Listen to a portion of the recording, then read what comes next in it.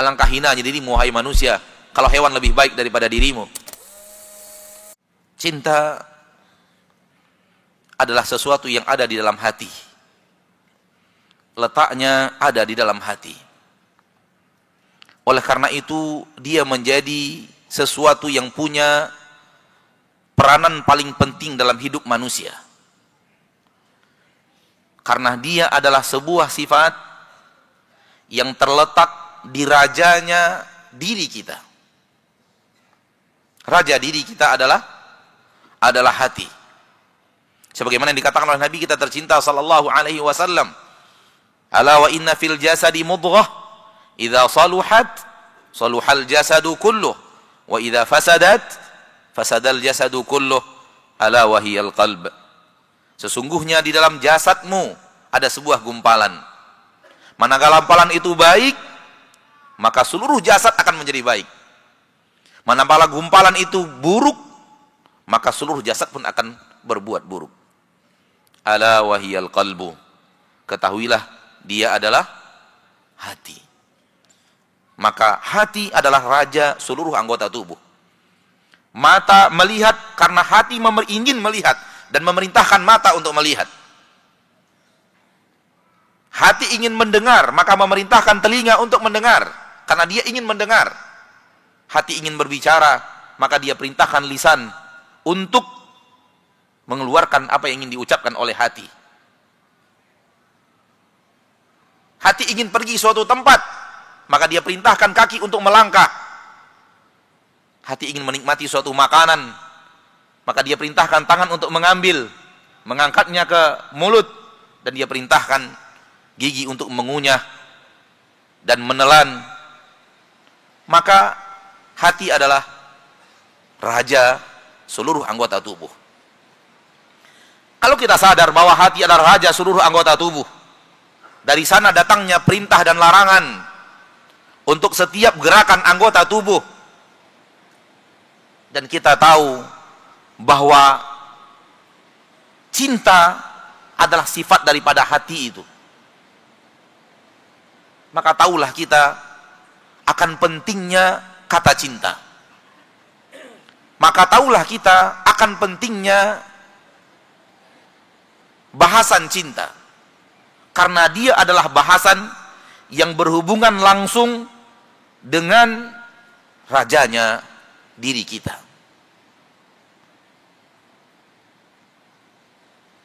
Saudaraku, saudariku kaum muslimin dan muslimat rahimani wa rahimakumullah. Manakala kita membaca, memperhatikan, mendengarkan alunan-alunan kata cinta dan bahasan-bahasan cinta dari lisan manusia yang hidup di zaman kita sekarang ini, maka kita hanya akan mendengar bahasan cinta yang tidak lebih daripada syahwat. Bahasan cinta yang tidak lebih daripada fitnah kehidupan. Bahasan cinta yang tidak lebih daripada cinta kepada lawan jenis, cinta kepada kedudukan, cinta kepada popularitas, cinta untuk menjadi orang yang mulia, dimuliakan, cinta kepada harta dan di mana harta itu bisa didapatkan.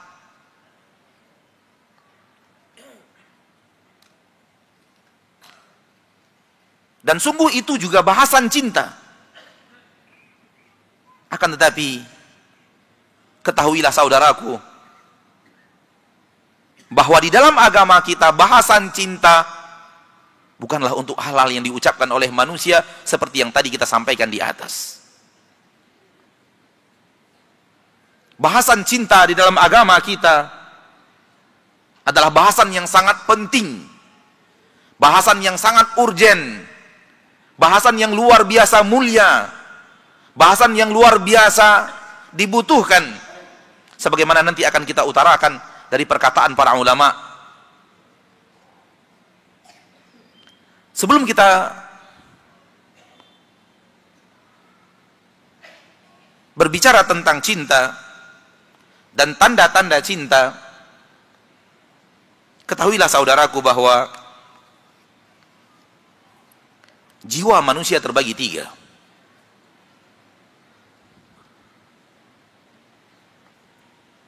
Setelah kita menyebutkan jiwa ini, mari masing-masing kita introspeksi diri. Di bagian jiwa mana jiwa kita? Dan dia memiliki hubungan dengan cinta dan apa yang dicintai.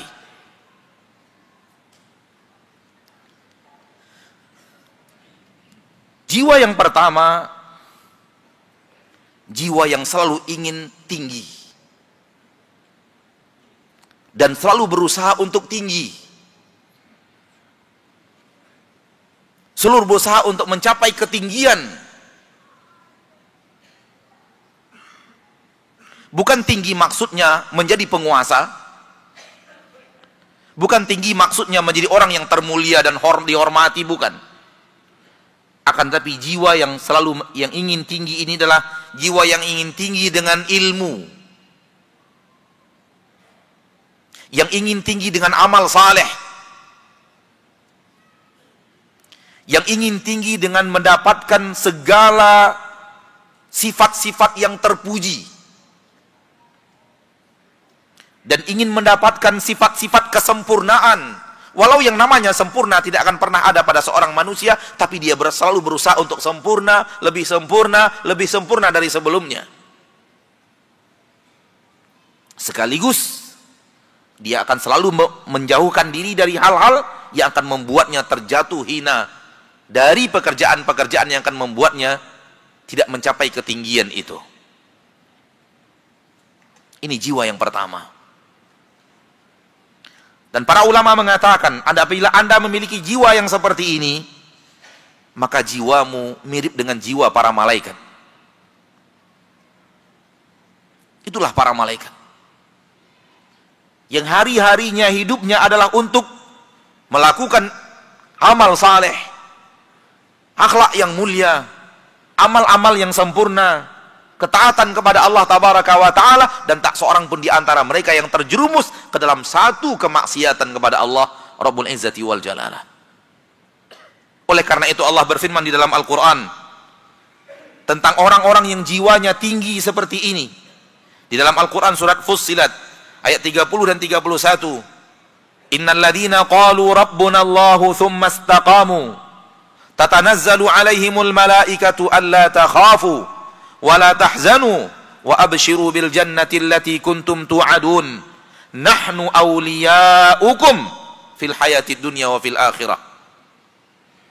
Sesungguhnya orang-orang yang berkata Rabb kami adalah Allah, lalu mereka istiqamah di atas beribadah kepada Allah, di atas sifat-sifat yang tadi kita katakan dari pemilik jiwa yang pertama, maka akan turun kepada mereka para malaikat.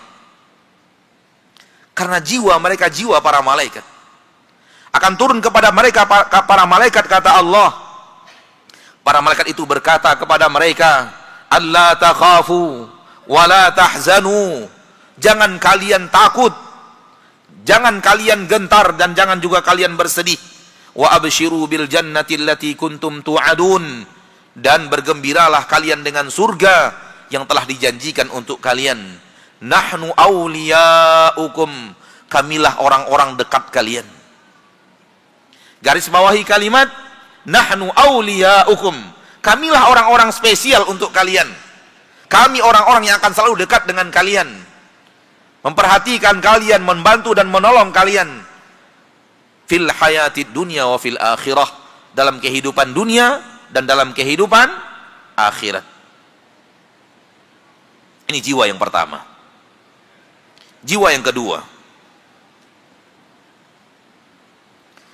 jiwa yang kedua adalah jiwa buas dan penuh dengan penzoliman.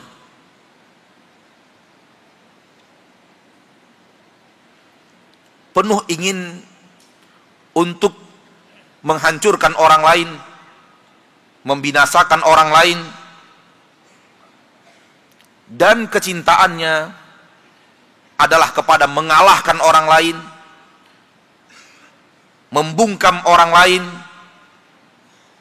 menginjak orang lain supaya dia terus tinggi, berbuat zalim kepada orang lain, sombong dalam kehidupannya, dan akan berusaha mencapai puncak pimpinan dengan segala macam cara, walau dengan cara yang batil. Disitulah letak kecintaannya. Ini disebut jiwa buas.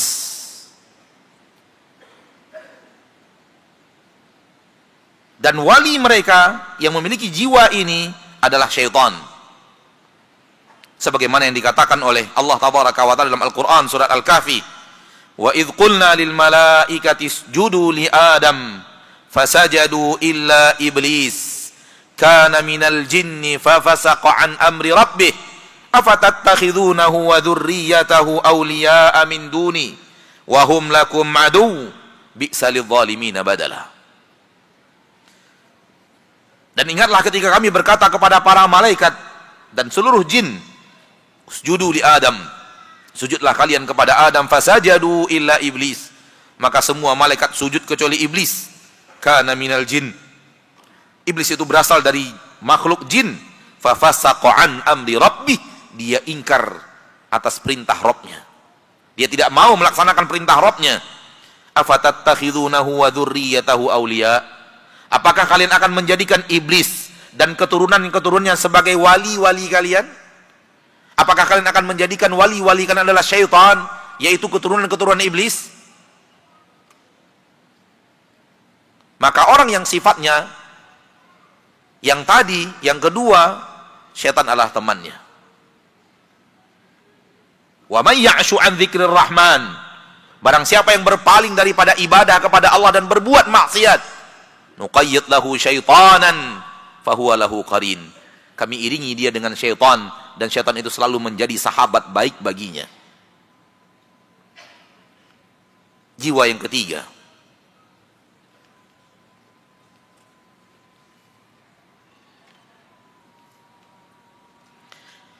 jiwa yang ketiga adalah jiwa syahwat.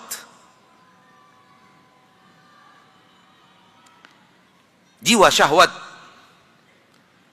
adalah jiwa yang kecintaannya tidak mengarah kepada yang bahagian pertama, tidak juga mengarah kepada bahagian yang kedua. Dia tidak menzolimi manusia, dia tidak ingin membunuh orang dan semacamnya, dan juga tidak kepada jiwa yang pertama, berilmu, beramal saleh, beribadah kepada Allah, membaca Al-Quran, tidak. Namun jiwanya adalah jiwa hewan. Apa ini jiwa hewan?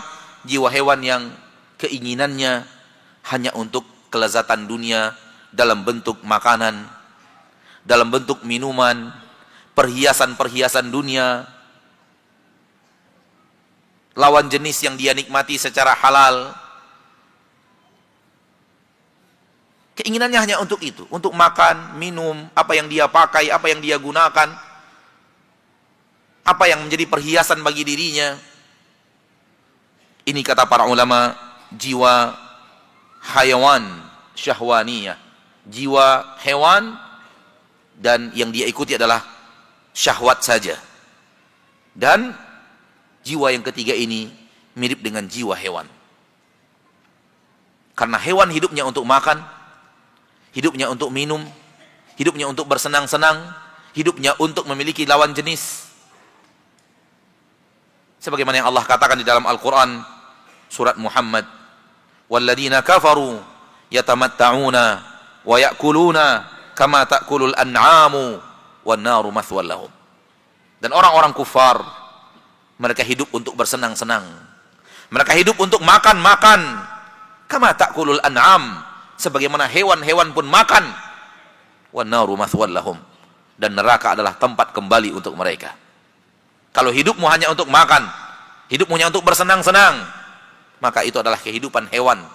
Dan orang-orang yang beriman menjauhkan diri dari bahagian yang kedua dan bahagian yang ketiga daripada sifat, daripada jiwa. Dan orang yang beriman diarahkan oleh Allah dengan cinta yang Allah ajarkan kepada manusia untuk menjadi bahagian pertama. Bahagian jiwa yang memiliki keinginan untuk selalu naik, selalu lebih baik dalam ilmu, dalam amal, dalam akhlakul karimah, dalam sifat-sifat yang terpuji, di dalam kesempurnaan seorang insan, dalam kemuliaannya di hadapan Allah, dalam kepatuhannya kepada Rasulullah, dalam baktinya kepada orang tuanya, dalam persahabatannya bersama tetangganya, dalam kebaikan yang dia berikan kepada manusia, dia ingin lebih baik, lebih baik, lebih baik. Dan jadilah manusia kelompok yang pertama. Dan apabila kita melihat tiga sifat, ketiga-tiga sifat itu dilihat dari arah mana datang kecintaan yang menjadikannya jiwa yang pertama, karena dia mencintai apa yang dia cintai dari hal-hal yang akan membawanya kepada jenjang pertama. Yang membawanya ke bidang yang kedua, jiwa yang kedua, karena dia mencintai hal-hal yang dicintai oleh jiwa yang kedua. Sombong adalah sifatnya iblis. Ingin merusak, sifatnya iblis. Ingin menghancurkan manusia, anak cucu Adam, sifatnya iblis. Laknatullahi alaih.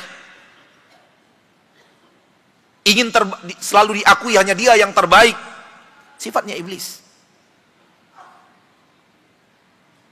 Demikian juga dengan kecintaan kecintaan kepada makan, kepada minum, kepada lawan jenis. Maka ini kecintaan hewan. Dan mungkin hewan lebih mendapatkan sesuatu lebih baik daripada manusia. Dia lebih sehat daripada manusia. Makanannya lebih lengkap daripada manusia, tersedia terus setiap hari. Dan boleh jadi dia memiliki lawan jenis yang lebih banyak daripada manusia, dan dia bisa menikmati sampai akhir hayatnya. Alangkah hinanya dirimu, wahai manusia, kalau hewan lebih baik daripada dirimu.